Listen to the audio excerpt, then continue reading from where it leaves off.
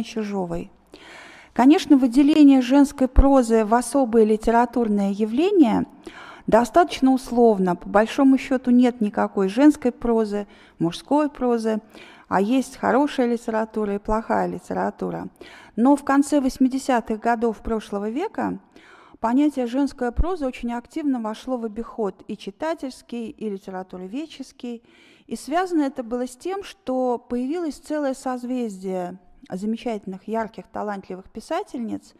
Это Дина Рубина, это Галина Щербакова, Светлана Василенко, Марина Полей, Майя Кучерская, Людмила Улицкая. И, естественно, вопрос стал сразу о том, существует ли такое понятие, как женская проза, в чем ее своеобразие. И много достаточно говорили и говорят об этом явлении. В такой традиционной модели, патриархатной модели мышления, мужское связано с чем? Мужское начало – это дух, логос, культура, активность, сила, рациональность, свет, а женское, наоборот, это материя, хаос, природа, пассивность, слабость, эмоциональность, тьма. И как бы вот мужские вот эти модели, да, они значительнее, чуть ли не выше, чем женские. И сложилось такое вот мнение, что женщины, они нелогичные, они слишком эмоциональны, слишком многословны. И вот подобный взгляд, он автоматически переносится и на литературу, и на писателей тоже. И достаточно пренебрежительно многие исследователи относятся к женщинам-писателям, к женской прозе. Ну вот, предположим, если хотят похвалить писательницу, то говорят о том, что она пишет как мужчина. Но никогда никому в голову не придет похвалить мужчину-писателя и сказать, что он пишет как женщина. Это вроде как уже некий упрек. Это вот тоже показатель такой патриархальной модели поведения, патриархатной. И опять же, да, вот есть такой стереотип, что проза женская – это нечто очень сентиментальное, слащавое, поверхностное. Очень часто женскую прозу упрекают в мелкотемье, так как в центре внимания этих произведений там, темы мужчина и женщина, любовь, семья, дом, одиночество. Но согласитесь, что для русской литературы и для русской классической литературы вот эти темы, они очень важны, это ведущие темы, и ничего мелкого в них нет. И поэтому здесь, наверное, не совсем верно считать, что то, что так важно для писателей женщин, это какие-то мелкие, незначительные темы. И опять же, когда говорят о женской прозе, то пытаются как-то выделить ее основные черты. Ну, вот давайте мы тоже для себя условно выделим их. Ну, понятно, да, что автор женщина, в центре повествования героиня, женщина, какая-то ее история.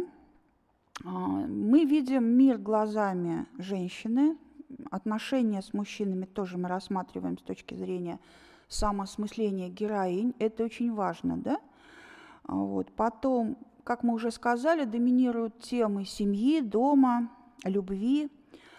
В тексте много подробностей, много конкретизации, деталей. Ну вот опять же, да, один из критиков говорил, что вот, предположим, мужчина-прозаик о своей героине напишет так. Она стояла у окна, опершись рукой на низкий столик и смотрела на улицу.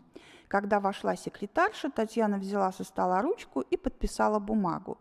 Женщина же прозаик, по мнению вот Льва Куклина, вот этого критика, опишет этот эпизод так. Она, выделяясь грациозной фигурой на фоне шелковых портьер в тон ее серых глаз, стояла у венецианского окна в платье в мелких складках от Живанши и в туфельках от Гуччи. Ну, то есть это такое утрированное представление о том, что такое подробность. И на самом деле вот эта подробность и внимание к деталям проявляется в женской прозе иначе. Вот мы это увидим, да, в произведениях там, той же Марины Степновой. Потом, опять же, что еще выделяют как черту женской прозы, хотя это характерно, конечно, не только для женской прозы, это переплетение нескольких историй, разные временные пласты. И еще можно отметить как некую черту особый топос. То есть это такая обычная самая обстановка, это дом, работа, общежитие, коммуналка, больница. Ну вот, то есть мы с вами так вот как бы, ну, примерно будем ориентироваться, опираясь на эти черты, когда будем говорить о уже конкретных произведениях. Для лекции я выбрала 3 имени. Это Анна Матвеева, Марина Степнова и Елена Чижова. Почему именно эти авторы? Ну, во-первых, потому что они вошли в литературу относительно недавно, в 21 веке. Они прекрасные писатели, и интерес к ним очень большой, они популярны весьма, и мне показалось, что стоит вот обратить внимание, как бы, да, и читательское тоже на этих авторов. Начнем мы с Анны Матвеевой. Это писательница, которая вошла в литературу еще в конце 90-х, она публиковалась достаточно активно в журнале «Урал», потому что она из Екатеринбурга. И главная ее тема – это истории молодых женщин. Вот она растет как бы сама, да, взрослеет Анна Матвеева, и ее героини тоже взрослеют. Очень большую популярность получил ее роман «Перевал Дятлова». Он вышел в 2005 году, и вот какая-то новая волна интереса к нему возникла уже, когда его переиздали, да, относительно недавно. Да и вообще, наверное, любая книга Анны Матвеевой вызывает вот такой интерес, и читательский, и не только читательский, и исследовательский тоже. Матвеева пишет с большим юмором, беспафосно. Она очень точна в описании времени, в описании состояния, психологического внутреннего состояния своих героев. И, как я уже сказала, вот ее героини – это обычно молодые женщины, которые живут самой обыкновенной жизнью. Мечты их тоже весьма знакомые, они мечтают о любви, о счастье. И вот давайте посмотрим, как это сделано в романе Анны Матвеевой, который называется «Завидное чувство» Веры Стениной. Это роман 2015 года. Ну, во-первых, очень важно, что когда мы читаем Матвееву, мы окунаемся в такую вот атмосферу языковую определенную. Это сегодняшний язык, сегодняшняя как бы, да, вот наша жизнь. И вот когда читаешь роман «Завидное чувство» Веры Стениной, то тоже, да, вот ты проникаешься этой атмосферой 90-х годов. Но роман не только об истории поколения, чья юность выпала на эти годы. Роман о дружбе героинь Веры и Юльки. Они с малых лет, с детства знакомы, они вместе взрослеют, они вместе влюбляются, они примерно в одно время рожают дочерей.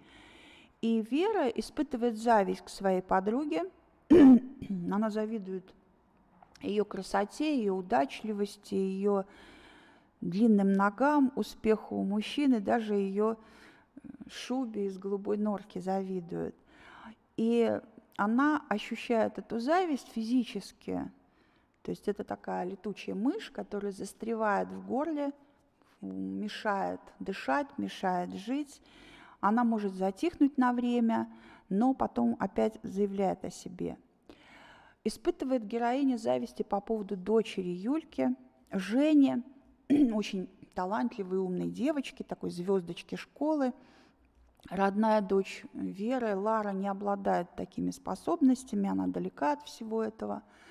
Но при том, вот эта вот талантливая звездочка Женя, она абсолютно заброшенный ребенок, и Женя находит как раз заботу, любовь в доме Веры. Вот это вот тоже очень показательно. И вообще очень важно отметить, что, конечно, в Вере есть не только зависть, она очень хороший человек, она надежный друг, она совестлива, она добра, сердечна. И она пытается освободиться от чувства зависти, найти себя, найти свой путь. И она завершает учебу, когда-то брошенную в университете, становится искусствоведом, причем у нее обнаруживается удивительный талант. Она не просто видит полотна, она ощущает их запахи, она слышит их, картины с ней разговаривают. Это очень красиво сделано в романе.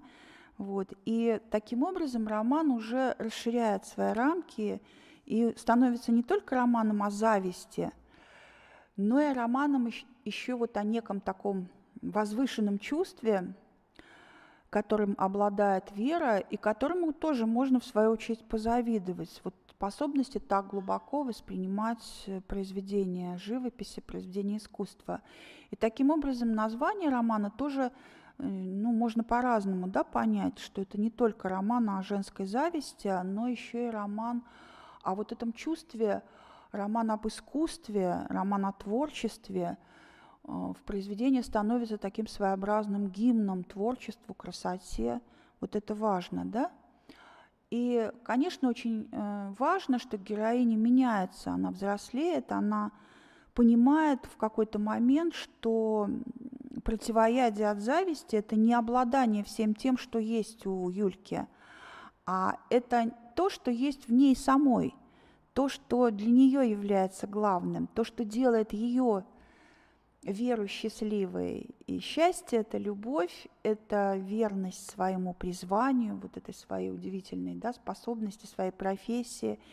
И смотрите, по сути, роман-то не столько о зависти, сколько о поиске себя, о поиске счастья.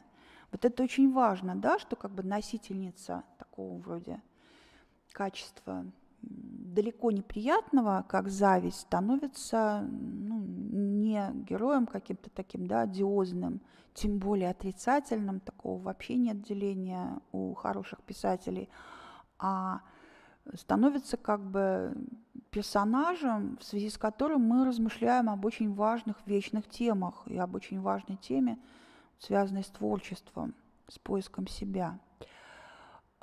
Среди представительниц женской прозы особое место мы уделяем творчеству Марины Степновой. Ее романы, и роман «Женщины Лазаря», и «Безбожный переулок», и «Хирург» пользуются большой любовью читательской и очень высоко оценены критикой. Мы с вами выберем роман, такой как бы подробнее остановимся на романе «Женщины Лазаря», который появился в 2011 году. Вообще, когда читаешь Степнову, окунаешься в такой удивительный мир. Она пишет прекрасным языком, у нее очень красочные описания, такие вот вкусные, подробные.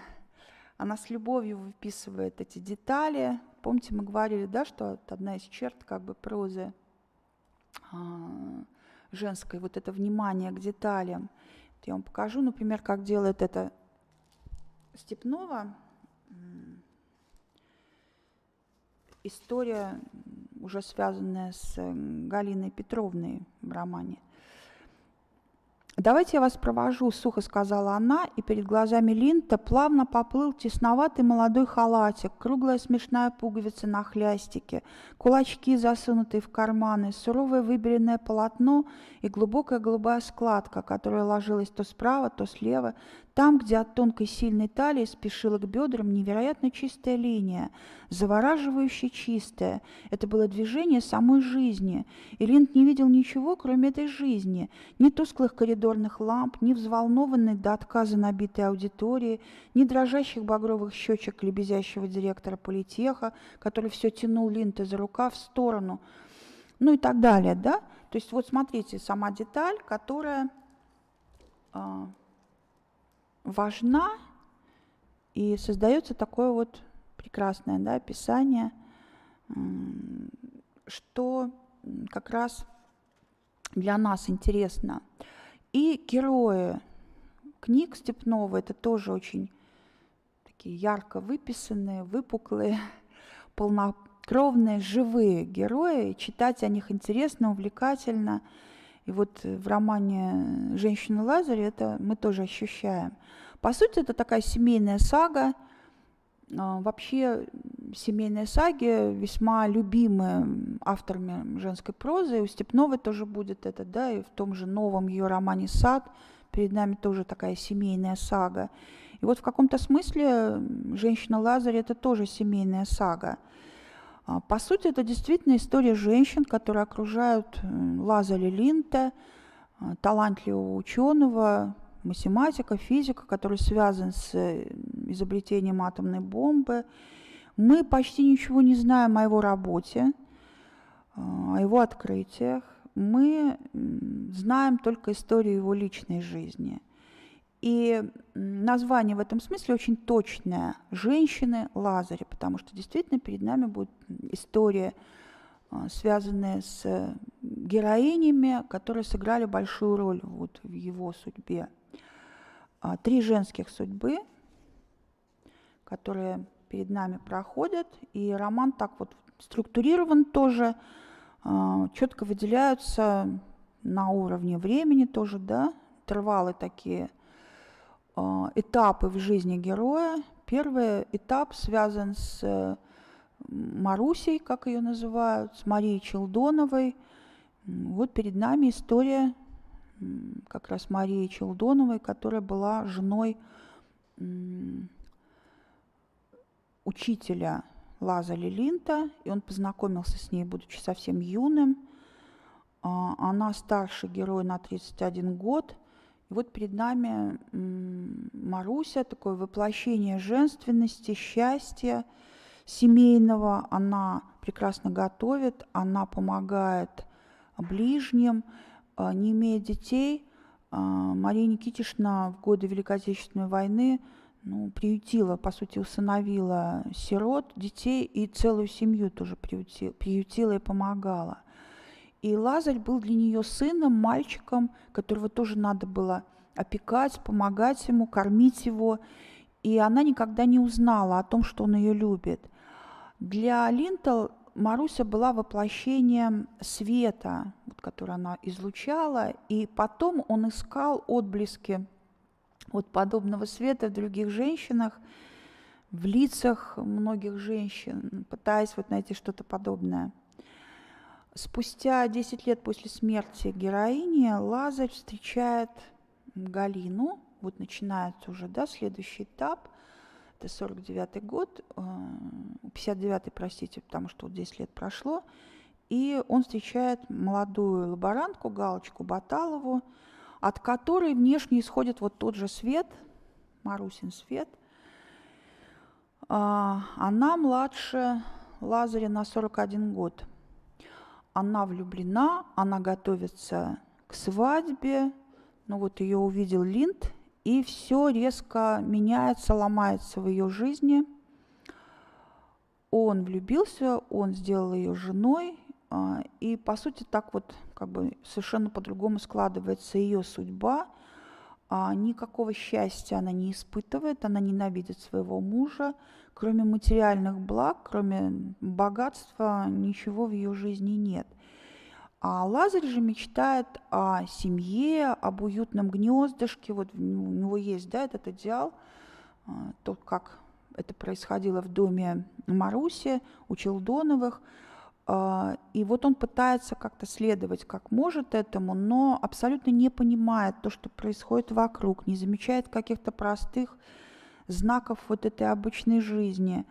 И не понимает, что его жена несчастна глубоко. И вот та модель семьи, семейного какого-то уюта превращается в такую пародию, в карикатуру, да? И сама Галина тоже превращается в такую сытую, холеную барыню со своей челядью, со своей прислугой. И жизнь ее такая вот гладкая, богатая, абсолютно пустая. И она мало меняется после смерти Линдта. Третья история, третий как бы временной промежуток, кусок – это история внучки Линдта, Лизочки.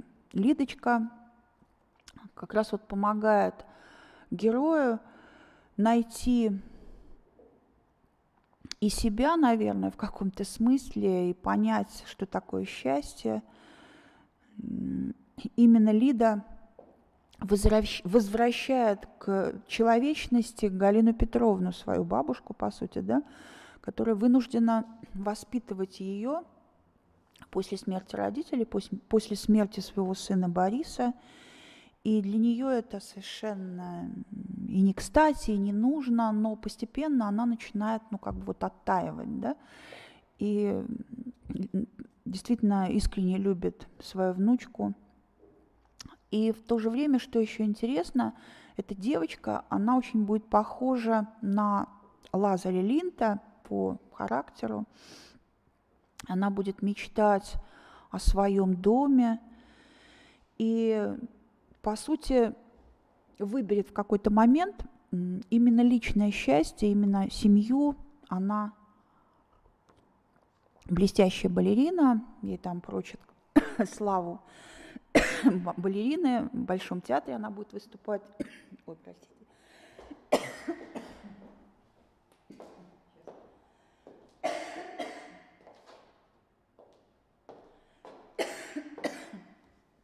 Но она выбирает семью, и очень символично, что она будет жить в доме Лазаря Линдта, простите, в доме Маруси.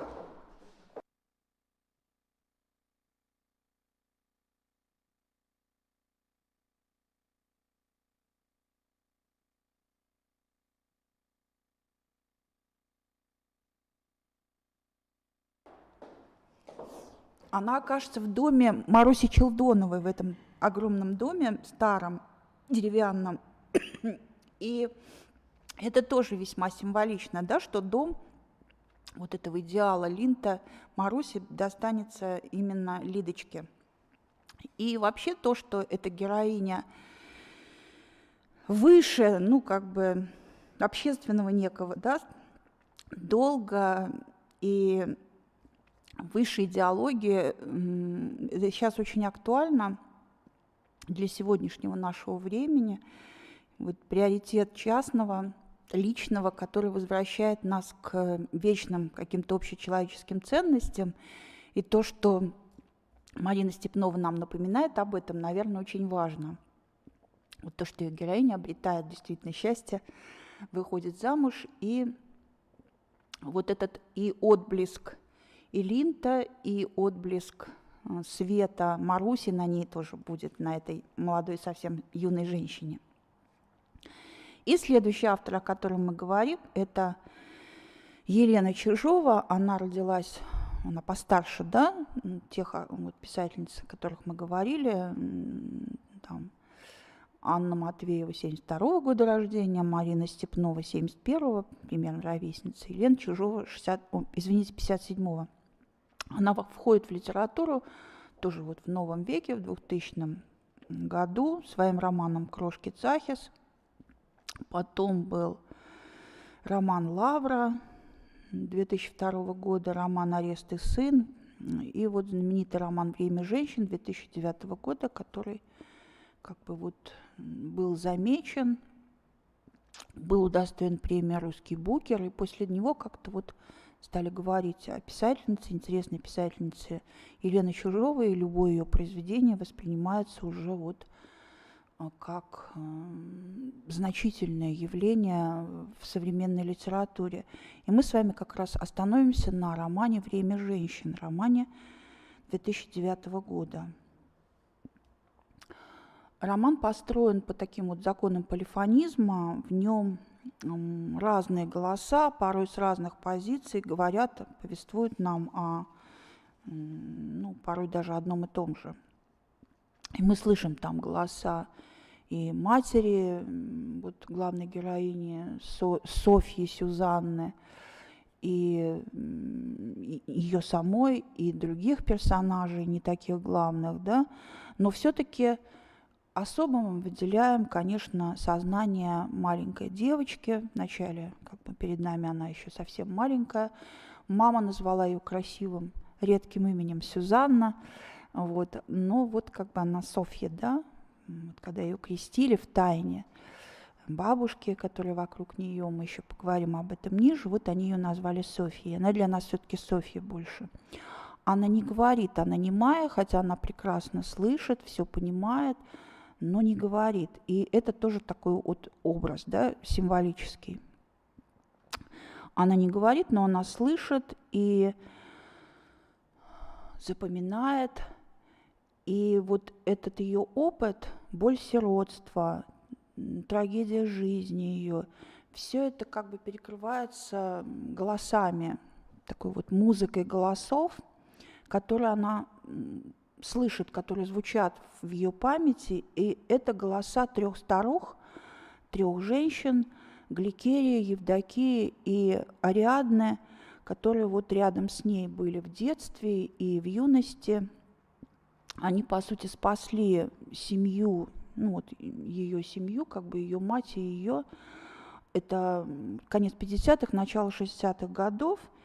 И вот эти 3 одинокие женщины, которые пережили блокаду, которые потеряли родных, детей. И для них теперь вот единственная радость, свет – это маленькая девочка, которая им абсолютно чужая по крови. Вот как бы комнату одну заняла в квартире молодая женщина Антонина с этой маленькой девочкой. И вот эти 3 старухи, которые начинают помогать Антонине, помогать воспитывать девочку, помогать там как-то вот и в каком-то смысле даже материально, хотя и Антонина, в свою очередь, им помогает. И смотрите, конечно, абсолютно не случайно именно 3 героини перед нами. Мы читаем это и в фольклорном каком-то, да, плане, и в мифологическом. И сразу можно вспомнить Парок, да, или там в древнегреческой мифологии это Мойры, богини, которые пряли нити судьбы. И наша героиня, кстати, не случайно, да, вот одну из них зовут Ариадна. Вот. И вот эти нити судьбы, которые будут проходить через весь роман, даже на каком уровне героини, которые постоянно что-то распускают, как какую-то пряжу, вяжут, шьют, что-то перешивают. То есть вот через весь роман это проходит. Там одна из них, Гликерия, замечательно шьет. Вот. И это не случайно, да, тоже. Потом, что еще интересно, вот мы говорим о немоте Сони, но в юности она начнет говорить. И вот эта немота, она как бы, как я уже сказала, символична, и она тесно будет связана с тем, что героиня вот этот как бы отсутствие голоса переводит, переплавляет в живописный ряд. Картины свои она прекрасно рисует, она с детства рисовала. Вот, и она так общалась со своими близкими, она рисовала картины, когда что-то хотела сказать. Какие-то рисуночки, картины, и ее понимали. То есть вот как бы, да, вот это такая тесная связь, опять же, да, аудиального и визуального в романе. И тоже очень символично, да, что вот эта немота, на самом деле это не немота, это что-то другое, да. И вот героиня, которая говорит со своими там старухами, с матерью, да, вот это важно. Потом, конечно, очень важно, что Софья, которой досталась судьба очень трагическая, вот нет отца, она не знает, кто он, ее мать умирает, когда она совсем маленькая, и ее воспитывают вот эти 3 женщины, которые делают все для того, чтобы она стала собой. Дело даже не только в том, что они ее материально обеспечивают как могут, они сделали все для того, чтобы, они не могут взять опеку, потому что они уже в возрасте, и там будет и брак фиктивный, и как бы вот девочку не отдадут в детдом, вот. И главное все-таки другое. Главное то, что вот эти женщины были с ней рядом, и они воспитали ее, веря в Бога и веря в какие-то божественные заповеди, они сумели ей это тоже передать, и они умеют отличать добро от зла. Вообще вот эти вот, опять же, образы добра и зла, они будут возникать в романе как некие такие очень важные символические, да, фигуры. Там будет сказка о добре и зле. вот в финале в самом. И очень важно, что чужие по крови женщины, соседки, по сути, по коммуналке, да, они вот как раз стали самыми близкими, самыми родными, ну, действительно, бабушками для этой девочки. Вот у нее так 3 бабушки. И во взрослой жизни героиня станет художницей, очень интересной художницей, самобытной. И таким образом, вот опять же, да, вот это вот аудиальное, визуальное будет вот так тесно переплетаться. Героиня слышит голоса из прошлого и создает некие образы, да, художественные, рисует картины, превращая голос, звук в краски. Это очень важно. И вообще Чижова, при всем при том, что она описывает совершенно реально, да, вот определенное время, у нее разные времена 20 века могут возникать там в разных произведениях, да, и в книге «Время женщин» это тоже там, да, вот воспоминания там о войне, о блокаде в Ленинграде. Это конец 50-х, начало 60-х годов, это наше время. Вот. Но при этом она еще очень интересна на уровне символов. Вот какие-то такие, да, лейтмотивы, символы, которые в ее произведениях появляются. Вот как я говорила, это образ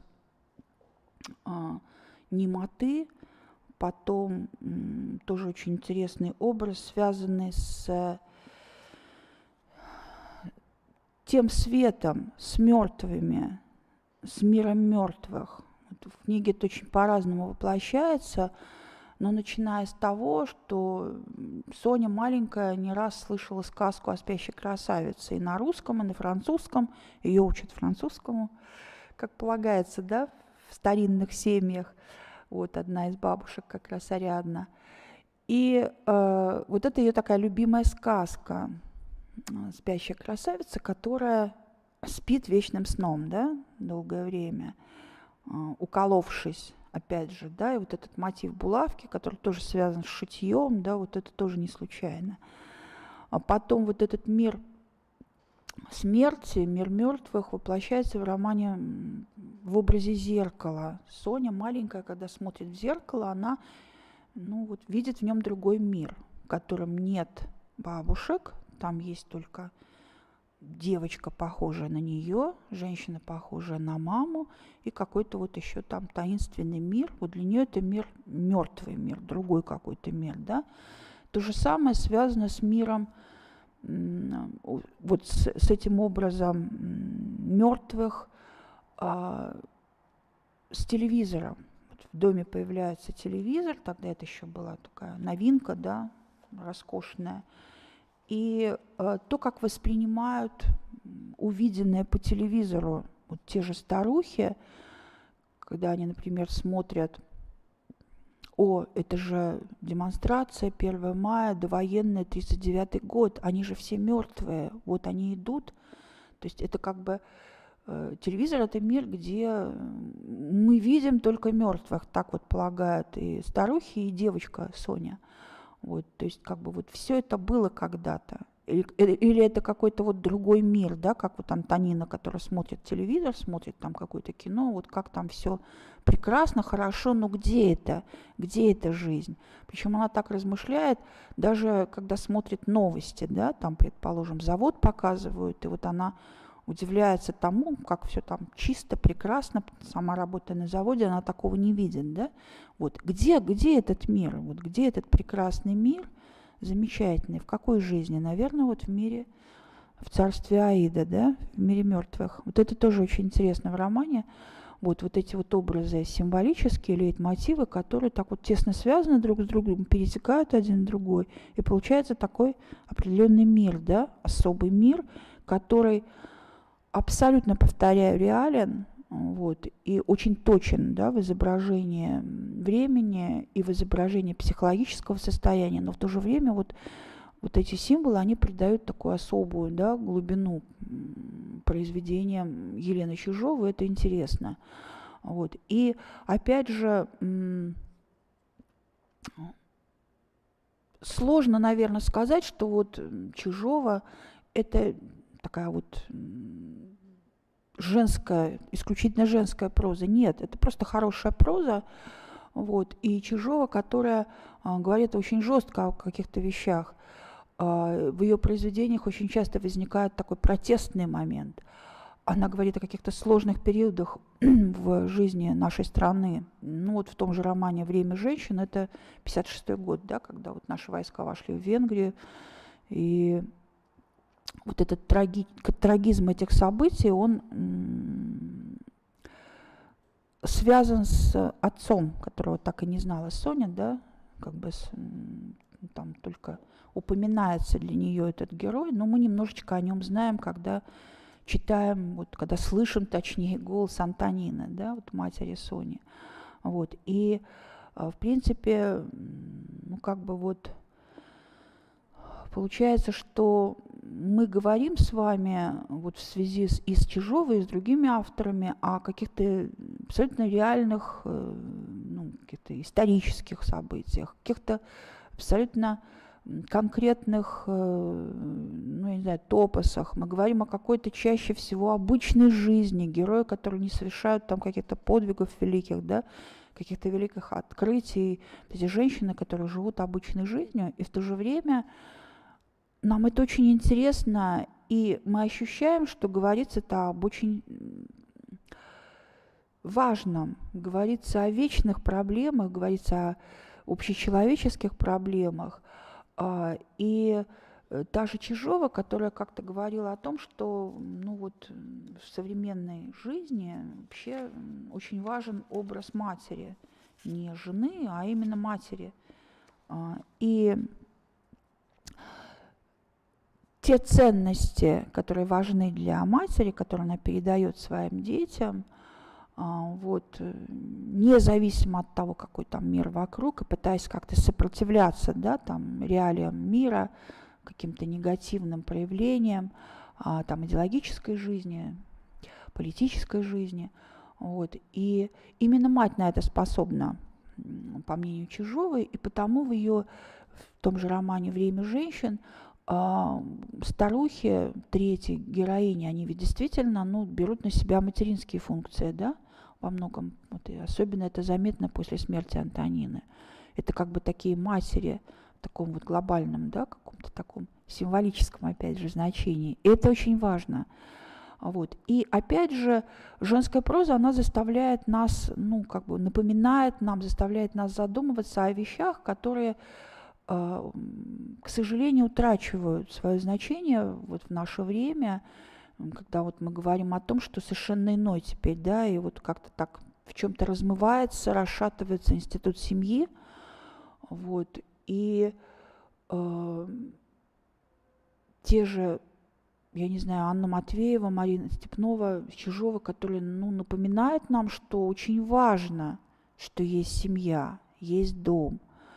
Именно отсюда человек получает самое главное, да, вот этот нравственный какой-то стержень, который закладывается в человеке, он прежде всего с этим связан. Вот. И то, что об этом пишется, вот в наше такое, казалось бы, в этом смысле свободное, да, от семьи, от семейных каких-то отношений, от требований семейных время. Это очень дорогого стоит, и даже в этом смысле можно говорить о значении женской прозы. Потом, опять же, вот сами эти споры, разговоры о том, что женская проза, она вот ниже, да, как бы мужской, что это хуже, вот просто по определению априори, потому что если это женщина писала, с этим вообще мы, конечно, никак не соглашаемся, ни в каком смысле, потому что настолько прекрасны современные женщины-писательницы, они разные, они талантливые, и абсолютно неуместно вот считать, что если женщина-писатель, значит, это хуже. Как вот я уже говорила, вообще само это деление, да, здесь неуместно, потому что просто есть хорошая литература и плохая.